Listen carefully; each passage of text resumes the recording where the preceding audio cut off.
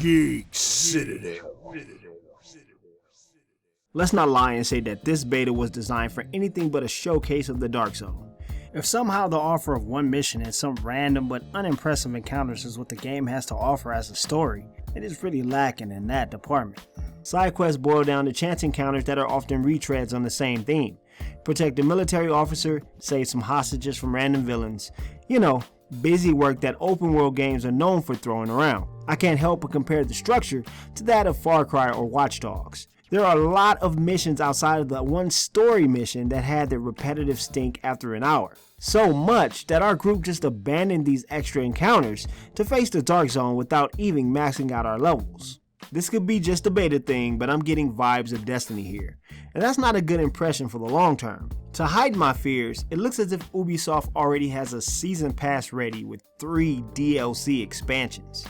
Gameplay is very similar to the newer Splinter Cell games. Fluid cover combat with slick shooting mechanics as a base. On the other end of the spectrum is the more MMO style health bars of enemies and RPG elements like an ability and perk system. We can loot chests, kill enemies for various weapons and armor with different rarity grades. It's a standard style of RPG shooter mechanics and what is depicting itself as a realistic world, just kinda weird. For what it's worth, the shooting mechanics are smooth and combat isn't as drawn out as a game like Borderlands. I adore that we can group up with friends from a simple menu that doesn't interrupt gameplay. Groups can teleport to each other and get right into the thick of combat.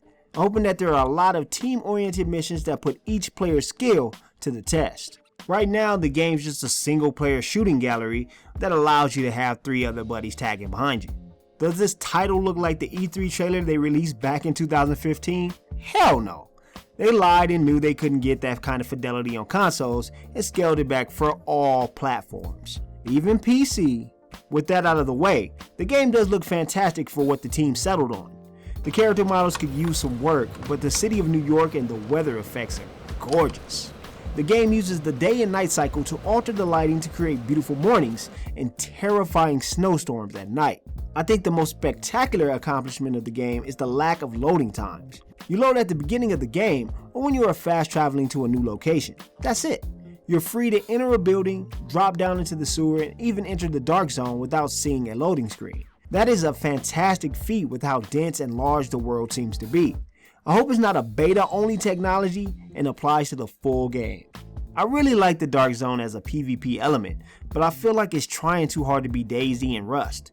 This game has an active and intent PvE combat system. The Dark Zone is regulated to a mostly barren wasteland with a few AI and a lot of players. Let's not forget that in DayZ, the zombies aren't even a real threat, and that seems to be the problem with the Division as well. I entered the Dark Zone rubbing my hands together saying something like, oh man, I'm about to give me some loot. Only to spend 3 minutes running around a large open area without encountering a single enemy CPU and a mass of players with empty pockets. I get that the Dark Zone is no man's land and we're supposed to slaughter each other. I just don't find it fundamentally different from other games that have regurgitated the kill or be killed idea. I was expecting the Dark Zone to be a land filled with tons of AI characters around every corner. I'm talking about a lawless land of death and explosions where nearly no one is safe from death. I expected to run down the street and get into a tough gun battle and see a player who may want to shoot me, but he thinks twice about it as a group of rough bad guys come through an open doorway, guns blazing. We're forced to team up because there's no way we would make it through this hellish war zone alone. 5 to 10 minutes, we fight off wave after wave until suddenly we finally cleared our path to the extraction zone. And then, maybe then, we can just shoot each other in the head.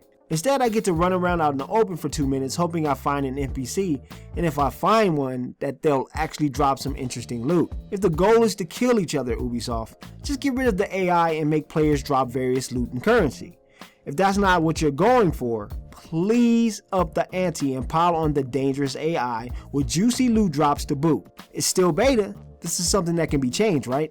Probably not, but I'll hold on to my hopes and dreams. So far, I like the Division as a way to get my friends together for a shootout. I'm just hoping that the story and side quests are more involved than the Dark Zone. As it stands right now, the beta is giving me the impression that the Dark Zone is the end-all be-all. To be honest, this beta leaves a sour taste in my mouth. It's like when I played Battlefront and I had a blast during the beta, but I could see it wasn't a game I would be buying for $60. Maybe I'm wrong though, and this is a game that is hiding a fleshed out campaign with all the fixings. But more than likely, it'll be really average when it comes out and get 5s and 7s.